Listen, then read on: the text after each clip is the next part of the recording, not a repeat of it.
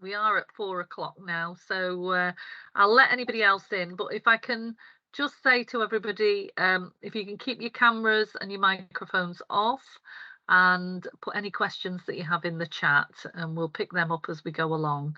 Okay, over to you, Rosie. Okay, thank you. Well, good afternoon, everybody, and thank you for coming along to this webinar, which is to talk about the Environmental Targets Consultation being run by DEFRA. First thing to say is we're very apologetic that DEFRA unfortunately couldn't come. And that's because the evidence packs that are being worked on haven't been produced yet. So they are happy to talk to us separately once those are out, but they send apologies.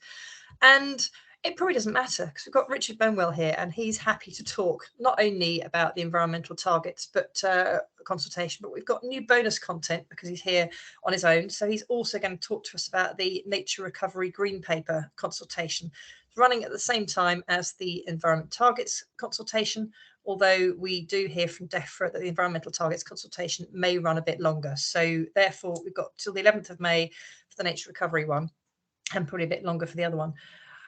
So the Environmental Targets consultation is something we're fortunate to have in a post-Brexit world.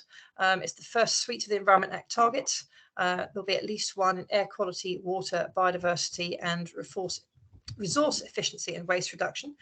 So Richard will talk about those. And then the Nature Recovery Green Paper, post-Brexit. It's very process-based, that one. I don't know if Richard will be saying the same thing, but I found it's much more about how things will be done. There's a lot on the simplification of designations and how government would like us to get to 30% of landscapes protected by 2030. So with no further ado, I'm going to hand over to Richard, who will talk for us. If you have questions, can you put them in the chat, and we'll take most of them at the end, unless we see something suddenly that looks pertinent while he's talking, but I'm assuming most at the end. So thank you, Richard. Oh, sorry, Richard is, should he say who he is? He's CEO of the Wildlife and Countryside Link. And thank you very much for giving us your time this afternoon. Thank you. Thanks so much, Rosie. Well, thank you so much for inviting me. I think you run a fantastic group, so I was really pleased to receive the invitation and delighted to be with you this afternoon. For those who don't know, Wildlife and Countryside Link is a coalition of environmental NGOs. There are 65 nature charities in our group, and we work on law and policy. We're focused on Westminster, which is why you may not have heard of us. If you'd said to me 7 or 8 years ago that at this point we would be considering a consultation on setting legally binding targets for nature's restoration, I would have been overjoyed. I would have thrown my hands up in delight, because at that point we'd been campaigning for some time for a domestic version of the Climate Change Act for nature, something to put in law, a trajectory for environmental improvement. Fast forward to where we are today, I'm afraid that delight is tempered somewhat for a number of reasons. I guess, first of all, it's worth noting the new political context we're in. As Rosie said, this is very much a post-Brexit proposition. And while it's fantastic that we are considering domestic legally binding targets for air, water, waste and wildlife, those should be viewed in the situation where we will no longer be legally obliged to meet targets set by the EU, which had up until that point been probably the preeminent target setting body for the environment in the world, with a well-tried and tested mechanism of accountability through the EU Commission and courts. So this is a domestic framework of governance that's meant to be put in place to help to replace what's been lost by Brexit and hopefully improve on it. And the second reason why I don't come to you today full of delight about the targets framework is because when the government's proposals were published, I think it's fair to say they don't come anywhere near living up to the grand promise that the Prime Minister made as long ago as 2018, to be the first generation to pass on nature in better condition. So let me zoom through the government's proposals and where we think they're weak. And let me just emphasise from the outset, though, that this is still a consultation. and the government is obliged to bring forward its final targets proposals in law by October this year. And so we still have a chance to turn this from something that's at the moment a lackluster set of proposals into something that really is genuinely world leading, and that could set a framework for environmental improvement that not only promises to span numerous parliaments and overcome that old problem of short-term political cycles, but put in place a really strong legal framework that means if targets are missed, we'll be able to hold governments to account in court. So it's hugely important that we get stuck in and respond to this consultation and address the weaknesses that are in the proposed framework so far.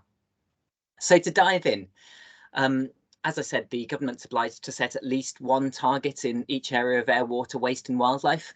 And the first good thing is that they're proposing to set more than one target in each area. So starting off with biodiversity, the government is proposing a target to increase species abundance, so an index of the abundance of wildlife by 10% over and above 2030 levels by 2042. That's quite hard to get your head around, isn't it? An increase in the number of wild creatures by 10% by 2042. It starts off sounding really good, and you might think, at last, we're turning around nature's decline. Once you drill down into that, though, the truth is that we're probably going to face 8 more years of declining biodiversity until 2030, when they're proposing to set their baseline. And a 10% increase on the level that we get to in 2032 could, in 2042, could well be only just getting back up to the levels of species abundance that we're at today. So in other words, the government is proposing its headline long-term biodiversity target should be to bring wildlife back to where it is in 2022 by 2042. So we could spend the next 20 years trying to hold on to where we are now, rather than starting to turn around the decline in species abundance. So I don't know about you, but I think that falls far short of the Prime Minister's promise to pass on nature in better condition that was made right at the start of this government. It's not doing that. It's treading water for 20 years. And in terms of its other biodiversity targets, there are key missing elements. So how are you actually going to achieve that promise of turning around species decline? Well, one of the crucial elements is to improve the status of our habitats. And for those of you interested in planning, you'll know that the quality of our protected habitats has been malingering at around 1/3 of our most important wildlife sites, SSIs, in good condition for a very long time now. And previously, the government had promised to increase that to 3/4 of SSIs being in good condition, but it's completely left that target out of the Environment Act proposals. There's no proposal at all to improve the condition of our protected sites. And outside the protected site network, we're promised 500,000 hectares of new priority habitat. But it's not clear from the proposals whether that means a net gain in that amount of habitat, or whether it should just be created. And we could end up in a situation where thousands of hectares of habitat 2 games, so no more than that. Continue to be lost at the same time as improvements, and actually end up with less habitat than we start off with. So that big promise of this being a world first environment framework to set a target for nature's recovery is undermined from the outset. We could spend 20 years with things in the same paltry, poor condition that they are in today. Turning to water, the second of the Environment Act targets areas, and you might think, mightn't you, that after all the public outcry on sewage pollution and water quality, that we would find a framework that proposes to turn round the overall quality of our rivers and streams. Because let me remind you, at the moment, 0% of the rivers and streams in England meet overall good condition. and only 14% of rivers and streams are in good environmental status. That abject figure, you would think, is one that the government's proposing to address in this targets framework. Sadly not. Instead, we get partial promises of improvements for certain sectors. So there's a target for the agriculture sector to reduce nitrate, sediment and phosphorus pollution. That's good. It's really important to reduce diffuse pollution. But then you look a little bit further and you find that the way the government's proposing to measure that target is through modelling. So it's not proposing to actually look at the improvements in river quality. It's planning to look at actions farmers take and model and assume from that about the real world environmental improvements that you'll get, with very, very limited testing of what that actually means in the real natural environment. Secondly, we get a target for the water companies. Hooray, you might think, we're going to finally tackle sewage pollution. No, there's no target at all for sewage pollution. All we're offered is a target for phosphorus pollution at the end of waste treatment works. And that's misses out some extremely important pollutants. It misses out nitrogen, for example. And it really focuses on end of pipe solutions. So what happens at the end of big industrial cleanup processes, rather than thinking about whole catchments and how you can use nature, for example, to start to improve water quality. There's also a target for reducing abstraction from rivers, which is good, but it's based on a per capita measure. So in other words, as population rises, the amount that we're allowed to abstract could be linked to that. So it's not really a definitive assurance that we're going to take less out of our water environment. But the most egregious thing about the water targets really is the absence of this overall target for improving the quality of our rivers and streams. At the moment, there's a EU-derived target to improve rivers and streams by 2027. We're supposed to have 75% of water bodies in good condition by 2027. After that, there will be no targets in law whatsoever. And the whole point of this targets framework was to set a long-term trajectory for improvement. Instead, the government's arguing that it will keep using the 5-year cycles of the Water Framework Directive, but that it's not necessary to set a new targets for the overall improvement in the quality of our rivers and streams. And for us at Wildlife and Countryside Link, that's a massive missed opportunity to set a goal for water companies, for farmers, for urban polluters, to say that we've really got to crack down on the terrible quality of our rivers. And most importantly, it takes away our ability to hold governments to account for their part in making sure that these improvements really happen. I'll scoot through the next couple of areas. We have targets for waste. The Environment Act wording is that there should be a target for waste and resources, and that's the big problem with this section. We're promised a target to reduce residual waste. And for those who understandably don't spend their days thinking about waste reduction policy, residual waste means the stuff at the end of the lifetime of a material or a product. So it means stuff going to landfill, stuff going to incineration. It's great, obviously, that we have a target to reduce the amount of stuff that gets burnt or buried. Really good. The two problems with it are, first of all, that it's not very ambitious. So we understand from friends in industry that actually the target for residual waste that the government is setting would be pretty much a business as usual pathway from the policies that are already in place, and the government could go much further. But even more importantly, it does nothing to tackle the fundamental problem that we have as a, let's face it, as a society, that we are in a consumerist throwaway culture and that we are extracting more raw materials from the earth than we can afford to. You might have seen those sort of donut economics illustrations of how many planets worth of stuff we consume each year. And we think the government should be setting a target to reduce the amount of extractive activity we undertake as an economy.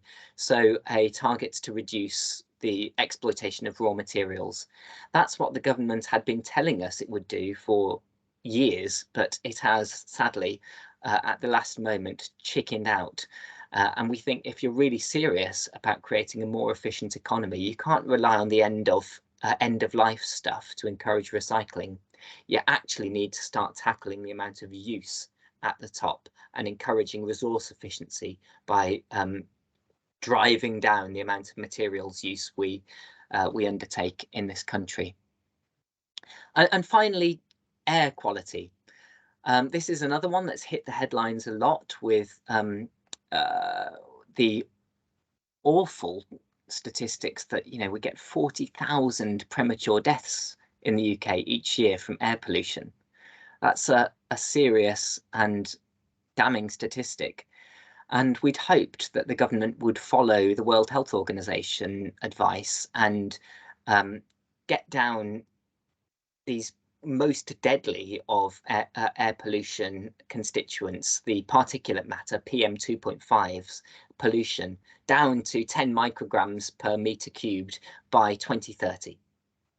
Actually, the World Health Organization has tightened that target again, and it says that the safe limit should now be 5 micrograms per meter cubed. So we'd at least hoped that the government would go for 10 by 2030, which I think Imperial College and King's College London have shown is both achievable and affordable. Sadly, again, the government has pushed off the ambition. It's given itself a holiday and said that we're not going to get to those World Health Organization standards, the old, slightly easier one, until as late as 2040. So another 10 years of people breathing in those deadly particulate matters. That's the targets framework in a nutshell. And I guess I might have made it sound quite depressing and disappointing, but I want to finish this segment on a note of hope, really, which is to say that there is one further target under the Environment Act that the government cannot sneak round, and that's largely thanks to you guys, because in the Environment Bill process through Parliament, we campaigned for what we called a state of nature target. A target to halt the decline in the abundance of species by 2030. And we defeated the government in the House of Lords. So a cross-party group of peers led by the mighty Lord Krebs came together to propose an amendment to set in law that target of halting the decline of species by 2030. And they won. And in the end, the government was forced to concede that point after over 200,000 of you got behind the campaign for a state of nature target. So that is set in law. And if you want a point of hope to finish this thought on targets on, that gives us an apex goal, a really headline target that could be like a net zero for nature that we can use to drive ambition in all those other areas. And that will be the focus of our response to the government consultation, to say, if you really mean that you're going to halt nature's decline by 2030, that means you need to be far more ambitious in all these areas, because there's no way that you're going to halt the decline of nature if you leave the quality of our water as bad as it is today. There's no way that you're going to halt the decline of nature if you don't take action to improve protected habitats. There's no way you're going to halt nature's decline if we don't sort out our overconsumptive society and air pollution. So I think that should give you hope that we will have something in law that we can hold the government accountable for over the next 10 years and gives us a hook to fight for more in the targets framework. Rosie, I can leap straight into green paper if that's best for you, because I was actually thinking, no, let's rather than confuse people, I think, yes, let's do the questions for this one now. And before I pass to Marge to field those in the chat, in fact, I sort of put it in the chat, but I was asking, so if people listening want to endorse or support what you're saying, do you have either on a website or will you have something that we can all say, A, we support the things you're saying, and B, are you suggesting we can ping that to any contacts that are in the Lords or MPs and so on and so forth? Because it sounds to me like rather than just responding, well, which we should definitely do, but we should try and make some more noise around this. So have you got a campaign running around it as well? The wildlife trusts are running an excellent campaign, which was launched a couple of days ago, I think, and I would encourage you to sign their e-action. I think the RSPB are also going to run one. We decided not to ourselves this time because we wouldn't add any value by doing another. So I would encourage you to go to Wildlife Trusts or RSPB and sign their e-actions.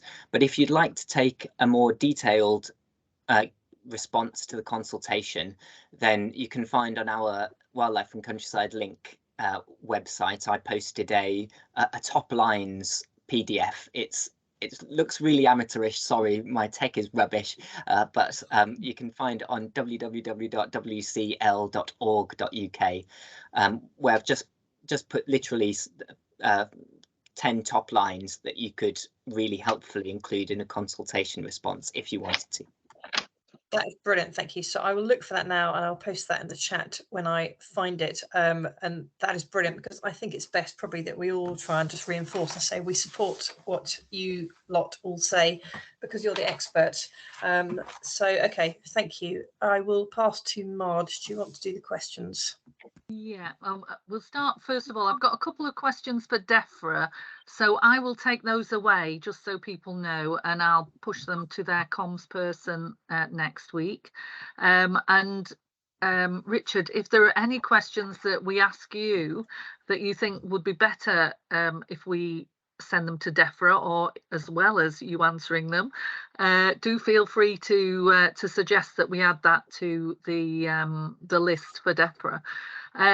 Laura, just want to check you're comfortable that your question about the 30 for 30 has been answered fully. What Laura asked Richard was, how successful do you think 30 for 30 can be when the government are still pushing ahead with hugely destructive and harmful projects like Lower Thames Crossing? And if we can just make sure everybody's got the mics off other than Richard, so he can answer the questions. Yeah. Okay. I mean, just to address the 30 by 30 point, 30 by 30 is a promise to protect at least 30% of land and sea for nature by 2030. And that's something that the government has trumpeted on the international stage for quite some time, and has actually done good work in getting other countries to sign up to that promise. On the downside, up until very recently, the government was claiming almost to have succeeded in the UK because it was counting all of national parks and AONBs in England, even though they do relatively little to protect nature, and it was counting all marine protected areas at sea, even though lots of them did nothing at all and still allowed bottom trawling, for example. We've really been pushing government hard on that, and they've finally acknowledged that not all AONBs and national parks should count. But at the moment, we have no real indication about how the government is going to realistically increase the amount of land that it protects for nature by 2030. It needs to find a lot more of the residual semi-natural habitats that remain unprotected and designate them as SSSIs, and it needs to come up with a way to get good protection and management in place for nature's restoration across a much wider area of the countryside. And at the moment, we haven't seen the proposals come forward that go anywhere near doing that in a credible fashion. And actually declaring a site a new SBI or SSSI is quite a long and drawn out process, isn't it? It's yeah. Okay, the next question we've got is from Matthew Broadbent. Matthew says many targets are designed and are binding at a national level, but most development is done at a local level. So how do those legally binding national targets filter down to the local level, and how do we hold local planners to account? That is an absolutely splendid question, and that's the crucial next step, really, that if you have a legally binding national target, the only way to be sure of compliance is to apportion responsibility among relevant sectors, or ideally among polluters. So in the same way that in the Climate Change Act, we have a target for reducing greenhouse gas emissions, and that led, for example, to caps on the amount of emissions from the energy sector. It led to action to insulate homes. It led to legally binding obligations for individual sectors. We need to see the same thing happen for the Environment Act targets to get there. And I think that the development sector should definitely be among those that have to shoulder more of the burden. I think the promises of environmental net gain that we've seen so far are good, but they barely hold the line of preventing a portion of the harm caused by development. And actually, we should be pushing developers away from more sensitive habitats, and we should be requiring more of them to invest in nature's recovery. So it's a great question, and that's the next step, really, where we can really test whether the government means it. Oh, super. And I think maybe if there's an action plan on that, maybe we can be involved in that. And Rosie, we had a meeting earlier with the Empty Homes group, and clearly there are significant numbers of empty homes that could be developed rather than developing on some of this important habitat. So maybe there's something here that we can bring various groups together. Okay, so the next question again is from Laura. Richard, do you think the government are not wanting PM 2.5s by 2030, the targets, so they can try and push projects like Lower Thames Crossing through? Because there's evidence that the whole proposed route would fail on PM 2.5 Who 10, and it's proposed to open in 2030-ish if it gets permission. So basically, the government are stalling on some of these targets so they can get some of these big projects through the system. I honestly don't know is the answer.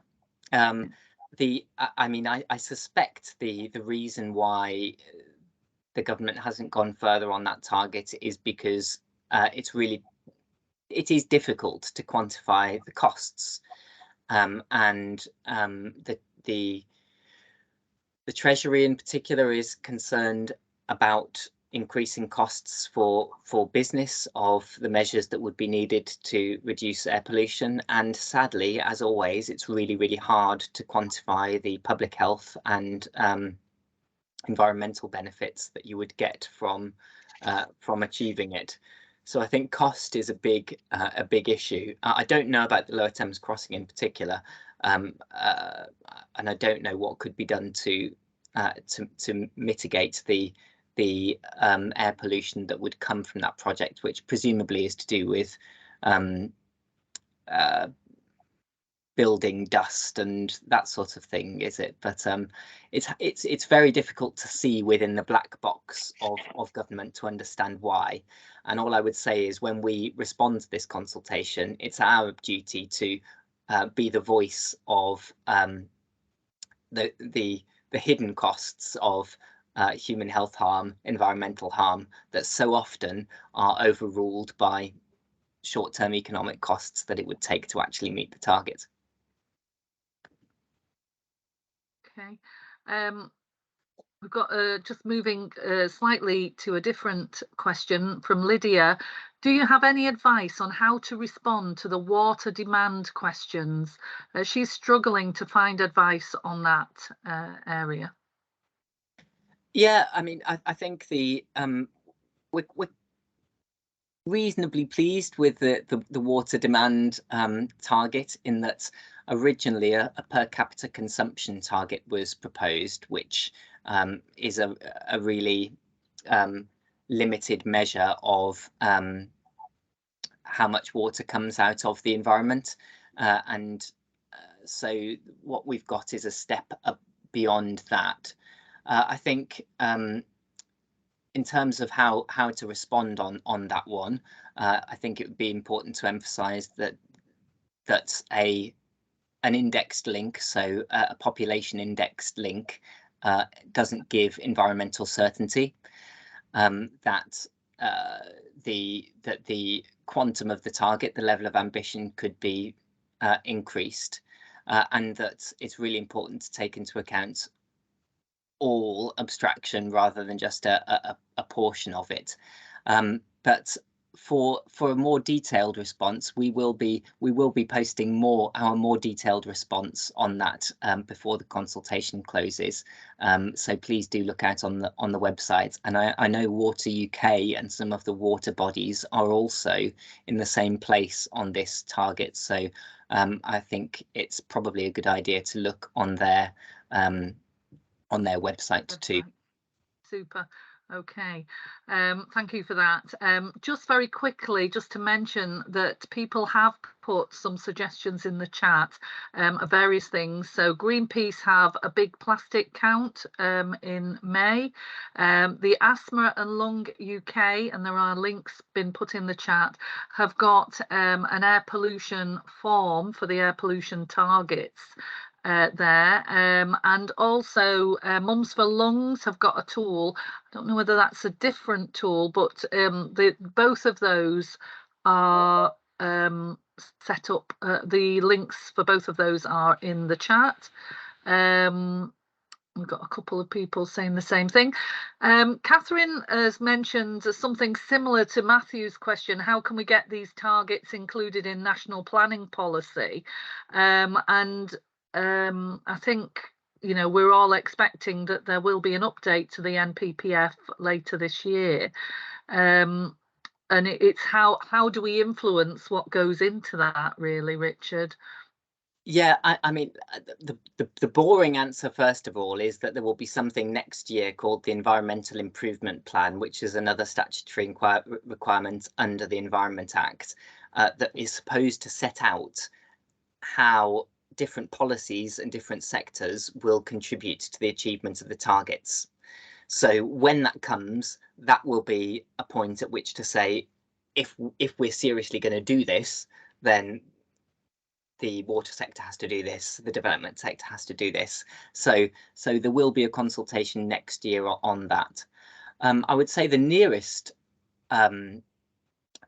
opportunity is another legislative one. So we're expecting a planning and levelling up bill to come either after the Queen's speech in May, more likely after summertime later this year. I don't think that's a secret that that's coming, and that seems to me to be a really important moment to campaign for much stronger planning policy for the protection of nature and vital habitats and green spaces. And we're joining up with CPRE and others in a better planning coalition that will be pushing for hopefully some really ambitious changes to make sure that there's a right to nature for everyone, that the planning system is designed to protect nature and green space and not just sustainable development, i.e. building houses, and to really reinforce the laws that protect nature. So hopefully there'll be a really exciting chance to campaign on that later this year. So yes, because obviously what we're finding is that, and I think somebody mentions it, it might be Joe, mentions it, that some of the developers' reports are not exactly truthful. So and what we find is that this balance between the economic, the social and the environmental that's supposed to create this sustainable, basically there isn't a balance. The economic piece wins the day, and it's how we promote the other aspects. Catherine mentions how can we get species included on the BNG metrics, and maybe that's a question for after the Nature's Recovery session that we're just going to move on to. Roger suggests people write to their MPs, and I agree with that. We need to get our MPs a lot more engaged. Then we've got some discussions about the amount of investment the government is making in roads compared with what is being made here, and perhaps that's another area for us to push on. Mark is asking, are you aware of the ComEAP reports on air quality?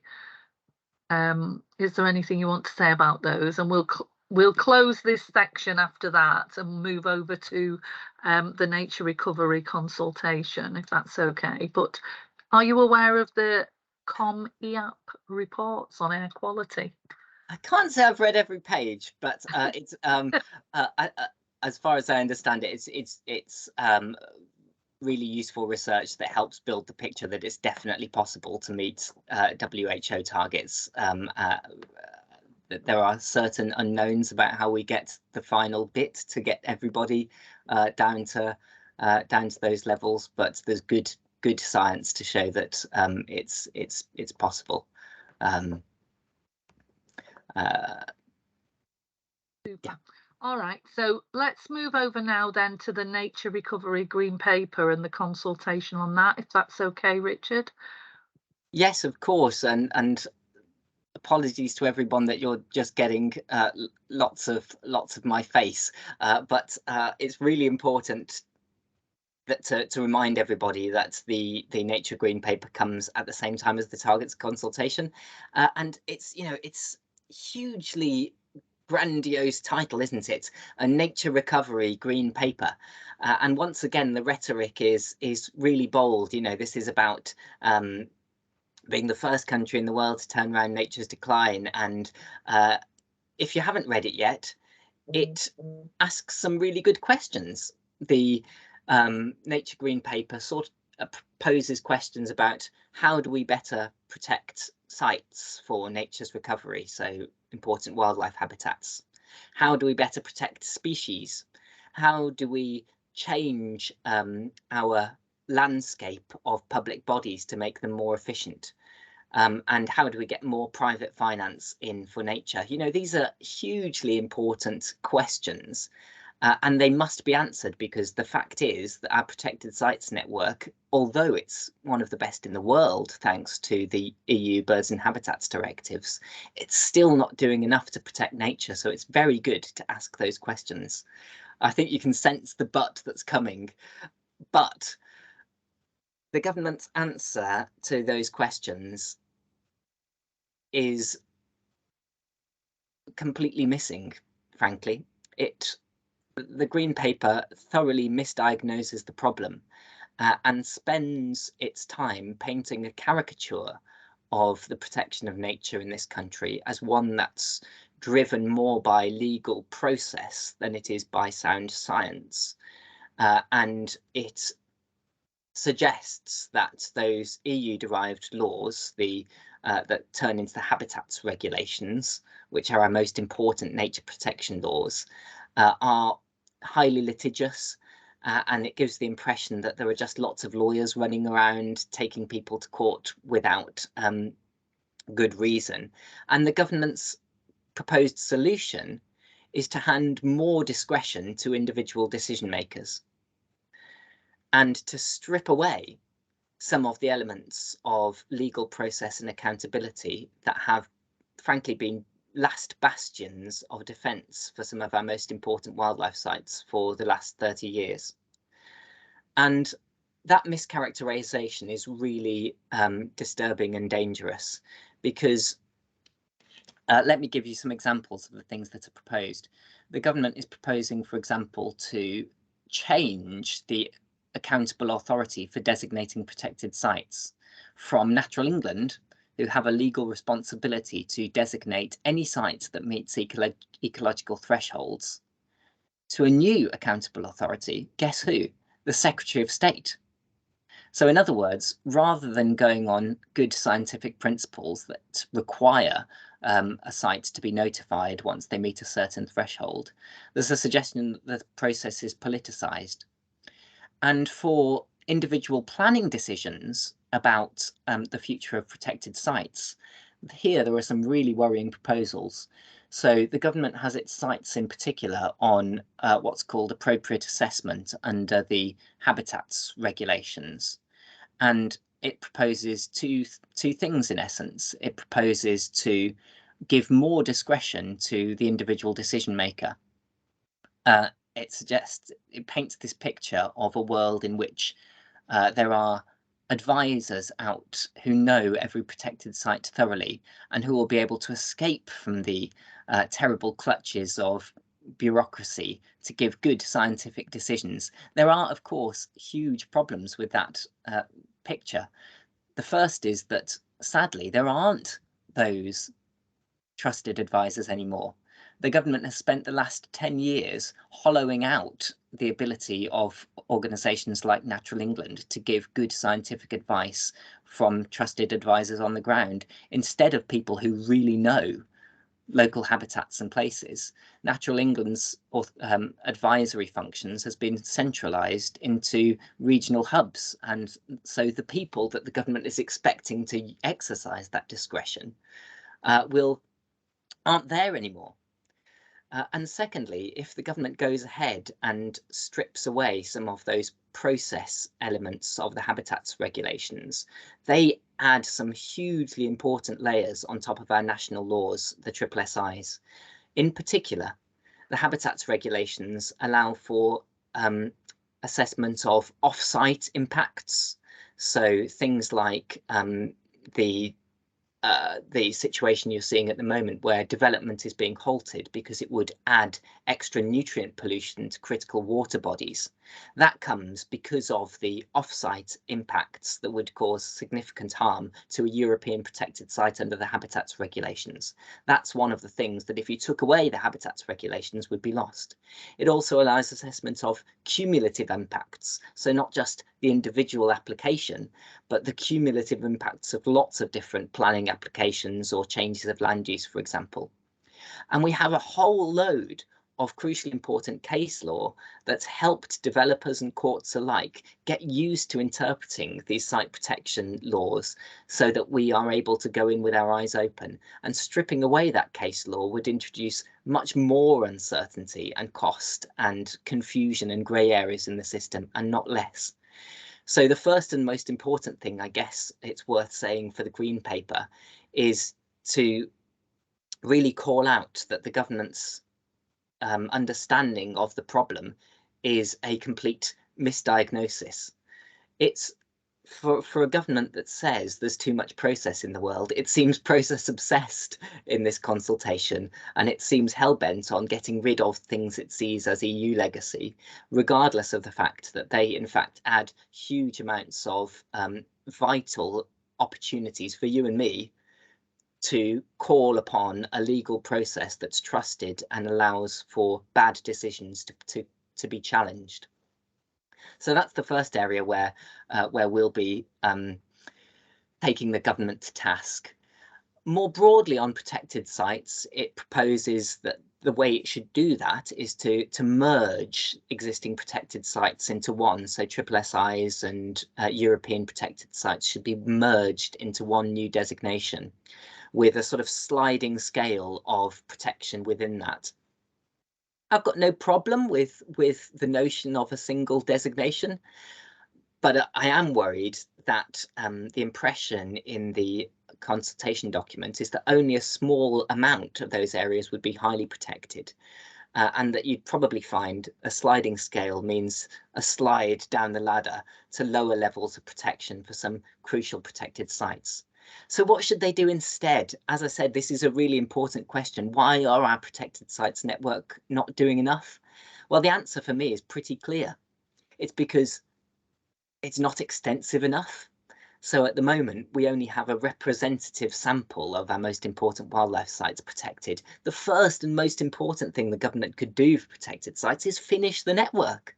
Hurry up and designate a lot more sites. And if they want to give the Secretary of State power to do that as well as Natural England, fine, let's get on with it.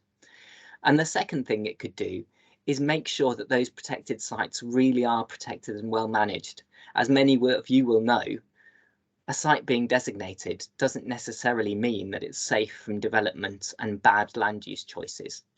You still get developers chancing it with trying to bring forward proposals that could harm a protected site.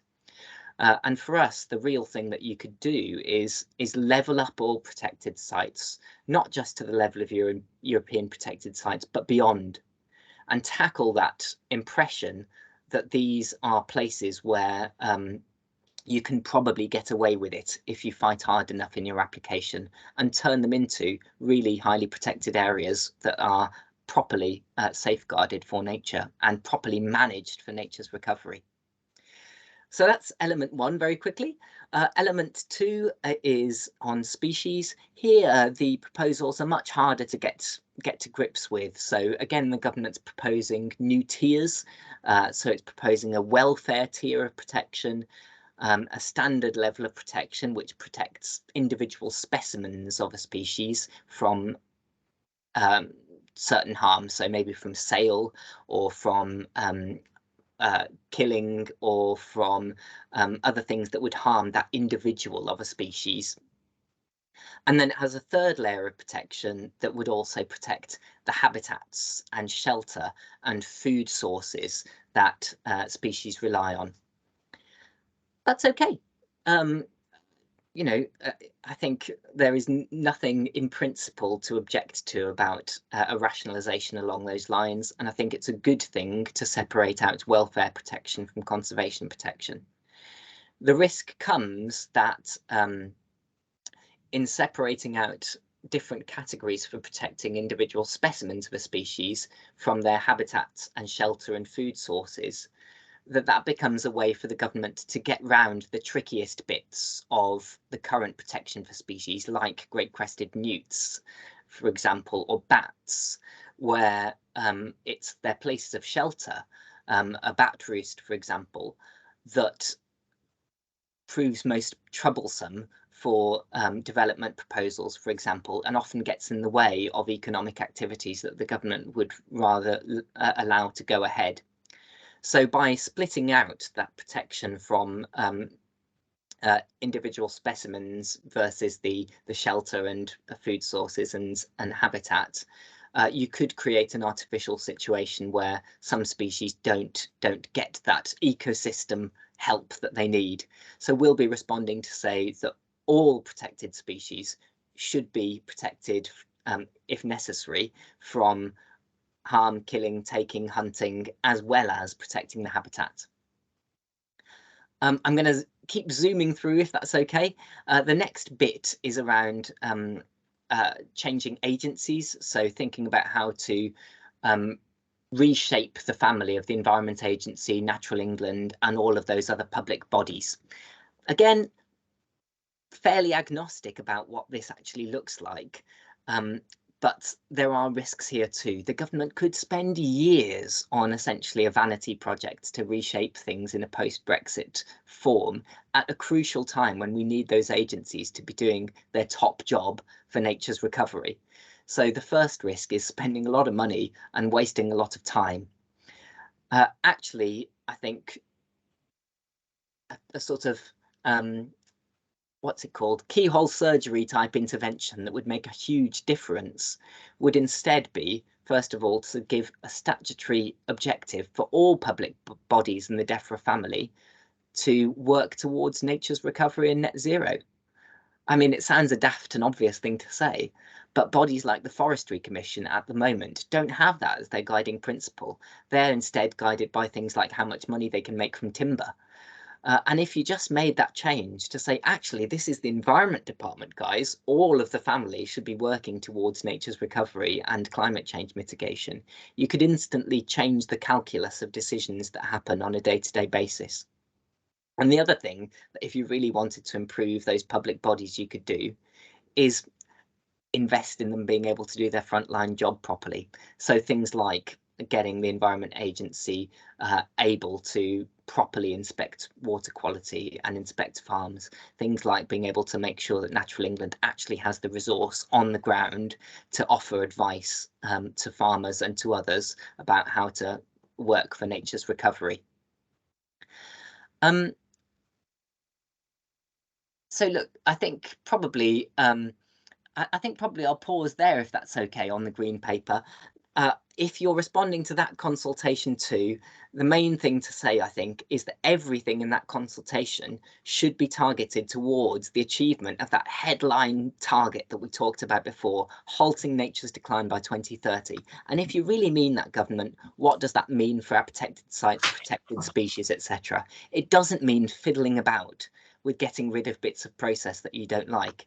It means completing and strengthening the protected site network so it's expansive and up the table for development, and it means protecting more species from the kinds of day-to-day harm that are currently mean that half of our species are in long-term decline. If we can all say that, we stand a chance of getting a green recovery paper that actually helps us to deliver that crucial target of halting nature's decline. Thank you, Richard. That was really, really helpful. Just put in the chat, so much to take in, isn't there? It's just the most enormous amount of detail. I've just noticed on the top lines that you were talking about, your second page is about this green paper, so that's very helpful. Okay, so just before we go to questions, do you think that numbers of people responding to this is helpful? Sheer volume of responses. It's been a difficult one to get lots of people to respond to because it's so technical, but what do you think is best what you're doing with your high level groups? It's always helpful, and it's especially helpful if they don't look like pro forma responses. So if you actually write as an individual to say, I care about this, please do it right, that makes a real difference. Okay. And especially if you can bring some evidence to bear. But it's always worth doing, even if you can only write half a side and say why you care, then it's always worth doing. Okay, so what I think we'll do is we'll try and encourage people. We'll give them your top lines, and we will maybe also suggest, just even if they can only send a brief email, that they say, we agree with these top lines, this is what I feel, and then maybe add a local example, because obviously we've got groups all over the country. So, okay, perfect. Thank you. Right, Marge. Yeah. And I was going to say that as well, because we've got similar questions in the chat. Joanne has mentioned her situation where they're trying to stop an Amazon warehouse being built within 500 meters of an SSSI. And, you know, there is, we all have examples of that. So I think our own individual case studies of the harms that are being caused to the environment by the current situation really do demonstrate the sort of regulations that we need going forward. So, and Laura actually has asked a similar question, saying if the consultation is quite technical, is the best way to respond to select other and just say what we'd like to see happen, rather than try and answer the technical questions. Yeah, and I think you're saying yes to that. And I think the other thing that we've done before, Rosie, is we've just done a separate document and sent it to the email address, which sometimes is a little bit easier than trying to work your way through the online response thing. Yeah. So I think you're right. I think supporting Richard's points, but then giving your own local case study does help quite a lot. So we'll be encouraging our members to do that. We did get a question, is this being recorded? And yes, it is. And I'm really glad that we are doing, because as everybody has said, you know, it's so much to take in. So yeah. So, and I think that's the end of the questions that we've got, really. We haven't got any other questions, although one thing that I wanted to ask you, Richard, if you don't mind, is about the importance of putting a value on the natural environment through natural capital assessments and things like that. And I just don't think enough of that is going on at the moment. So we're not really getting, because people are swayed by money, aren't they? You know, it's you know, which is why the economic factor just does keep taking the coming to the forefront. But if we could get some form of or get some form of regulation that natural capital value has to be taken into consideration when decisions are being made, it would actually help us, because you're getting that balance between the economic and the environmental value. I don't know what you think about that. Yeah, I know some people are worried by the idea of natural capital accounting because of the idea that you are valuing and potentially selling nature, and I definitely understand that, and would always emphasize that the intrinsic value of nature is incalculable, and you can't try to accurately value that in any comprehensive fashion. But what you can do is put a price on pollution. You can put an economic value on the amount of money that you need to invest to maintain an environmental asset, just like you would any built asset. And you can do some accounting that helps to stack the odds so that the green choice becomes the cheap choice. It grieves me that it costs more to buy an organic broccoli than it does to buy a pesticide-ridden one. That's daft. It ought to be the other way round, and that sort of green economics can help. Personally, I'd love to see a natural capital budget announced in Parliament by the Chancellor alongside the old-fashioned budgets every year, so that they have to stand up there and say, oh well, our GDP might have gone up a bit, but gosh, we've lost this much more peatland, and by the way, this much more ancient woodland was lost. That to me would be a really good way to go about it. But sorry, just to get to the point, there is a bit in the Green Paper that asks about private finance, and your point about natural capital accounting is an important one to make there. And if I were going to do it in the simplest fashion I could, I would go back to, was it Matthew's point earlier about giving obligations for particular sectors, and say, look, in the Environment Act, you've got this big target. Now, if you mean it in the Green Paper, the only way we're going to raise large amounts of capital from private companies is to set them legal obligations for nature's recovery and to make polluters pay. And that means dividing those big headline targets up between responsible sectors, mainly the retail sector, the water sector, the energy sector, and the housing and development sector, probably. If you want to throw agriculture in there, you might, but that, I think that would be a really strong thing to say.